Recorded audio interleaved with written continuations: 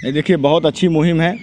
आप जैसे लोग हैं जो समाज में अपनी बात रखने के लिए जिनके पास प्लेटफॉर्म नहीं है उनको भी आप अवसर दे रहे हैं। और एक जो आजकल पेड मीडिया जिसको लोग तरह तरह से मीडिया को संबोधित कर रहे हैं, उस दौर में आप लोग एक अलग तरीके का काम कर रहे हैं। सारे लोग निष्पक्षता से बात करने का हमें और सबको अवसर मिल रहा है और पूरा समय दे रहे हैं। तो ये मुहिम जो आप शुरू किए हैं, हम कहेंगे आपसे प्रभावित होकर बाकी लोगों को भी, समाज के हर व्यक्ति को प्लेटफॉर्म देना चाहिए। और सबकी बात पेड मीडिया नहीं होनी चाहिए, मीडिया निष्पक्ष होनी चाहिए। जैसे आईपा कर रही है उस तरह बाकी लोग भी आएँ। इन्होंने कौन सा ऐसा हॉस्पिटल बनाया, बीएचयू 16 बेड के आईसीयू से क्या 1600 बेड का हो गया?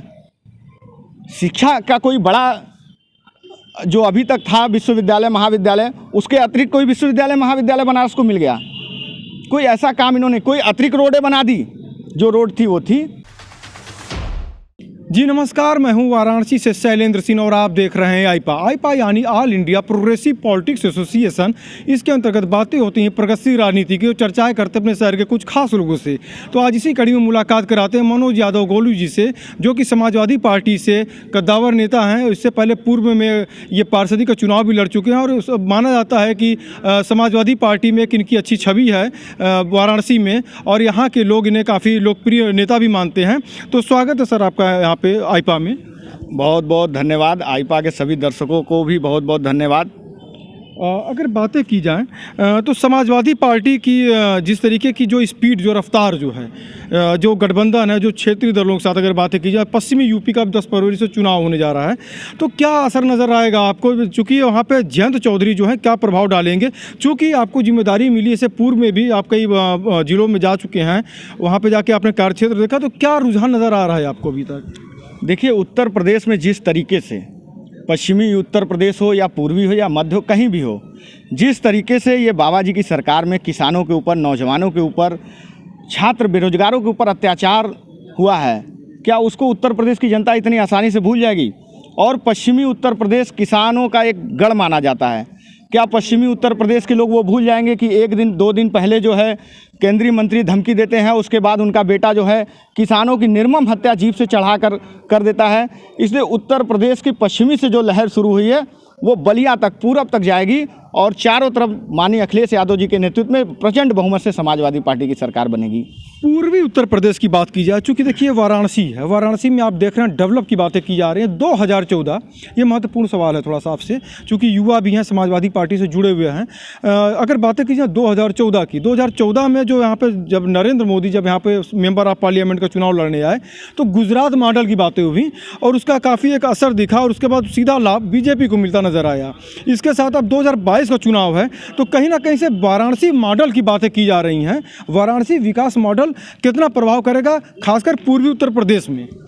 देखिए, उत्तर प्रदेश के अंदर माननीय अखिलेश यादव जी ने जो विकास किया है वही मॉडल चलेगा। जहाँ तक रही गुजरात मॉडल की बात, मैं आपके माध्यम से भाजपा की सरकार से पूछना चाहता हूँ। 12.5 साल तकरीबन मुख्यमंत्री थे नरेंद्र मोदी जी और 5 साल माननीय राष्ट्रीय अध्यक्ष जी। क्या गुजरात में मेट्रो ट्रेन चलती है? क्या गुजरात के नौजवानों को 18 लाख नौजवानों को लैपटॉप मिलता है? क्या गुजरात की ऐसी कोई 5 योजना थी, जैसे हमारे यहाँ कन्या विद्याधन, बेरोजगारी भत्ता, समाजवादी पेंशन, जो जनता के सीधे जुड़ी हुई थी, जनता के खाते में सीधे, ऐसी कोई योजना उनके पास थी? ये सिर्फ हवा बनाते हैं, आडंबर करते हैं। और काशी विश्वनाथ, जहाँ तक मंदिर का सवाल है, ठीक है आपने बनाया, अच्छी बात है, लेकिन बाबा काशी विश्वनाथ की जो शुरुआती दौर में 3 मकान किसकी सरकार में लिए गए थे, वो रजिस्ट्री किस मुख्यमंत्री ने करके गए थे, किए थे? उसके बाद जो है आप उसका वहाँ 3 विनायकों को तोड़ दिया गया।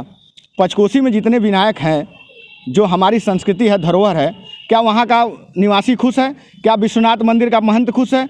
वहाँ के महंत लगातार सरकार के खिलाफ बोल रहे हैं। तो ये आडंबर करने वाले लोग हैं, ये आडंबर करेंगे।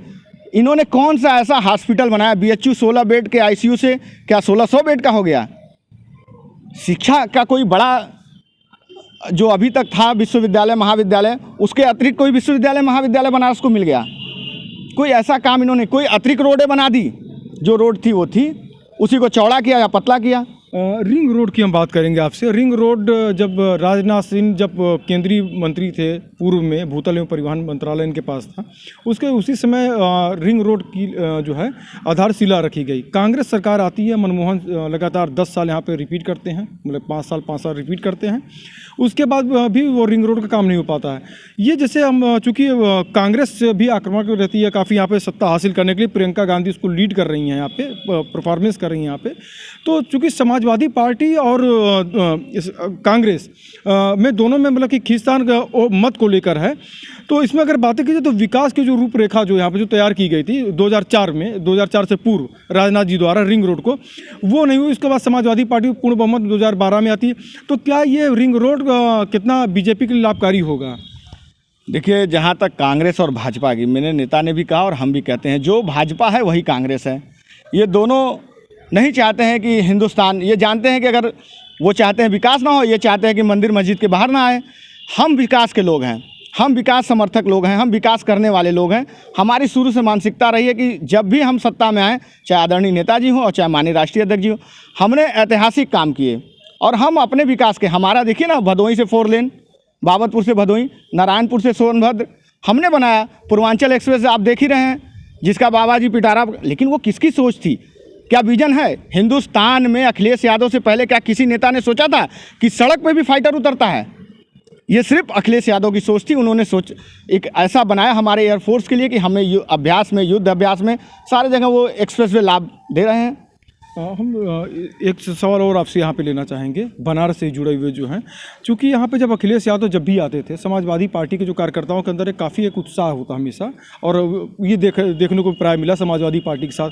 युवा वर्ग जो है कितना विश्वास कर रहा है इनके साथ, चूँकि बीजेपी का दावा है कि स्किल इंडिया के माध्यम से लोगों को स्वावलंबी बनाने की बातें की जा रही हैं।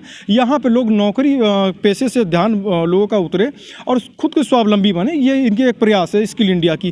किस नज़रिए से आप इसको देखते हैं? देखिए, इनकी स्किल इंडिया जो है, अटल जी, आदरणीय अटल जी के समय में इंडिया शाइनिंग, इस तरीके के काफ़ी नारे दिए गए थे और ये पहले प्रधानमंत्री हैं जिनके कार्यकाल में सबसे ज़्यादा बेरोजगारी दर बढ़ा है। जो रोजगार में थे वो बेरोजगार हुए हैं, रोजगार देना तो दूर है, उनके रोजगार छीने हैं। और हमारे नेता ने कहा है कि IT सेक्टर में 22 लाख रोजगार देंगे, हम देंगे। जो रिक्त पदे हैं उसे क्योंकि हमारे, चाहे नेताजी हों चाहे हमारे राष्ट्रीय अध्यक्ष जी, हमारी कथनी और करनी में कोई फ़र्क नहीं है। हम जनता को सुविधा देने जा रहे हैं। हम समाजवादियों ने घोषणा किया है कि कर्मचारियों को पेंशन देंगे, वो हम देने जा रहे हैं। हमारी कोई ऐसे हवाई तो हम बात करते नहीं। हमारे नेता उस पर रिसर्च करते हैं, टीम बैठाते हैं, बात करते हैं। उसके बाद चूँकि कभी कोई उंगली न उठा पाए कि आपने कहा था, हम 300 यूनिट बिजली फ्री देने जा रहे हैं, हम उसको देंगे। तो हमारा ये मॉडल है। इनका मॉडल है आडंबर का, भ्रम फैलाने का, झूठ का, मंदिर मस्जिद, पाकिस्तान, जिन्ना, ये इसी में उलझे हैं। आपसे जानकारी लेना चाहेंगे, चूँकि बेरोज़गारी के भी तमाम मुद्दे में घिरी गई बीजेपी सब कुछ है, इसके साथ साथ जो क्षेत्रीय दल जो हैं, जैसे खासकर पूर्वी उत्तर प्रदेश में अगर बातें की जाएँ, सुभाषपा सुहेलदेव भारतीय समाज पार्टी के राष्ट्रीय अध्यक्ष जो हैं, जो सूचनाएं मिल रही हैं जैसे कि शिवपुर विधानसभा बनारस से आकर लड़ने की तैयारी कर रहे हैं, अपने निकटतम प्रतिद्वंदी जो उनके होंगे वो अनिल राजभर होंगे। इसका सीधा लाभ, जैसे अब चूँकि बातें की जाएं तो जो वोट का जो डाइवर्सन जो होता है, मतलब कि जो समीकरण जो होता है वोट का, जातिगत समीकरण का, वो कितना दो नेताओं के मिलने पर मिलेगा। चूँकि 2014 के पूर्व की बातें की जाएँ तो उससे पहले मतलब कि कैंडिडेट के चेहरे पर, जो कैंडिडेट स्थानीय कैंडिडेट होते थे, उनके नाम पे, उनके कार्य पे वोट जनता करती थी। 2014 के बाद से ये कुछ अंतर आए, जैसे बड़े चेहरों पे मुहर लगना शुरू हुई है। तो इसमें आप क्या अपनी बातों रखेंगे? देखिए, जहाँ तक माननीय ओम प्रकाश जी का सवाल है, माननीय ओम प्रकाश राजभर जी उत्तर प्रदेश के किसी विधानसभा से चुनाव लड़ेंगे, वो रिकॉर्ड मतों से जीतेंगे, ये सत्य है। रही बात शिवपुर विधानसभा की, जो वर्तमान विधायक मंत्री हैं वो राजभरों के नेता हैं। उनके क्या इर्द गिर्द आपने आज तक राजभर समाज का कोई नौजवान देखा क्या? उनके इर्द गिर्द कोई राजभर या बैकवर्ड रहा है क्या? वो हमेशा दूरी बना के रखें इन अपने समाज के लोगों से। आदरणीय ओम प्रकाश जी ने उनके हर मुद्दों पे लड़ाई लड़ी है। आदरणीय ओम प्रकाश जी किसी जाति की बात नहीं करते, वो सवर्णों की भी बात करते हैं, वो बैकवर्डों की भी बात करते हैं, वो दलितों की भी बात करते हैं, अल्पसंख्यकों की भी बात करते हैं। वो नेता हैं और नेता एक पार्टी है, राजभर समुदाय की एक अपनी पार्टी है। तो माननीय ओम प्रकाश जी के साथ है, चाहे वो जहाँ से लड़ेंगे वहाँ से जीतेंगे रिकॉर्ड मतों से। बाहुबलियों का एक दौर चला है। बाहुबली शब्द से अब इसमें लोग मतलब कि नाराज़ होना शुरू कर दे, तो हम यहाँ पे पॉलिटिकल कमांडो बोलेंगे। क्या पॉलिटिकल कमांडो बोलना उचित रहेगा? मतलब कि जैसे जो राजनीतिक संरक्षण में जो पले बढ़े, उसके बाद जो पलते हैं वो बाद में एक नेता बन जाते हैं। तो बाहुबली जो हैं और पॉलिटिकल कमांडो कह लीजिए, क्या कहेंगे? मतलब कि बाहुबलियों को मतलब कि जो जनता किस प्रकार से चुनती है, उनको नकारना चाहिए, क्या करना चाहिए? आपका क्या मत है? देखिए, बाहुबली बहुत तरीके के हैं जो अपने समाज के लोगों को, दलितों को, दबे कुचलों की मदद करते हैं। हम एक उनकी भी छवि बना देते हैं बाहुबली, जो अपना बर्बाद करके दूसरों की मदद कर रहे हैं। तो भारतीय जनता पार्टी लगातार समाजवादी पार्टी पे आरोप लगाए जा रही है टिकट बंटवारे से, जब से शुरू हुआ है हमारा कार्य। हमारे नेता लगातार पूछते रह गए कि 10 माफियाओं, टॉप 10 माफियाओं की सूची जारी कर दीजिए, जो भी हैं। क्यों नहीं भाजपा की सरकार? भाई सरकार जारी करेगी, सरकार के पास डाटा है कि कौन किसके ऊपर कितना मुकदमा है, किसके ऊपर नहीं है। तो जब मुख्यमंत्री ही बाहुबली रहे हों, जब उप मुख्यमंत्री ही बाहुबली रहे हों, तो उनसे आप क्या उम्मीद करेंगे? वो दूसरे के ऊपर, और जनता, जिसको जनता सर्वमान है, लोकतंत्र में सारा अधिकार जनमानस के पास है। बाबा साहब के संविधान ने ये अधिकार दिया है कि राजा का भी बेटा एक ही वोट देगा और प्रजा का भी बेटा एक ही वोट देगा।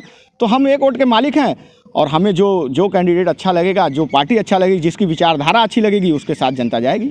हमारी आईपा की मुहिम है, जन जन तक पहुंचने के लिए राजनेताओं के पास हम लोग पहुंचते हैं, वरिष्ठ पत्रकारों के पास पहुंचते हैं, और जो समाज में जो अपना अच्छा योगदान दे रहे हैं उनके पास पहुंचते हैं। क्या कहेंगे इस मुहिम को आप?